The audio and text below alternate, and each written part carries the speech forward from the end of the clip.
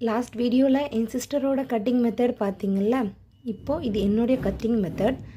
கீழே நான் என்ன குறிச்சிருக்கேன், மடிப்புக்கு 1.5 இன்ச் குறிச்சிருக்கேன்.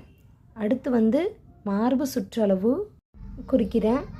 இதுக்கப்புறம் ப்ளவுஸை அப்படியே வச்சு ப்ளவுஸோடைய உயரத்தை நோட் பண்ணுறேன். அது எத்தனை இன்ச் இருக்கோ அத்தனை இன்ச்சுக்கு ஸ்ட்ரைட்டாக ஒரு லைன் வரைஞ்சிக்கணும். இதுக்கப்புறம் என்ன பார்க்கணும், நெக்குடைய ஹைட் கண்டுபிடிக்கணும். நான் அது எப்படி பார்ப்பேன்னா, பேக் பீஸோட சென்டர் பாயிண்ட்டை எடுத்து அதை அப்படியே அளவு எடுத்தாலே அது நான் நெக்கோட ஹைட் நம்மளுக்கு கிடச்சிரும். ஸ்டிச்சிங்க்கு 1/2 இன்ச் விட்டுருக்கேன். இப்போ ஆம் ஹோல் நோட் பண்ணுவோமா, அது எப்படின்னா ப்ளவுஸோடைய சைடு ஹைட்டை நோட் பண்ணாலே எனக்கு ஆம் ஹோல் கிடச்சிரும். பட்டிக்கு ஒரு 1/2 இன்ச்சு தையலுக்கு விட்டுருக்கேன்.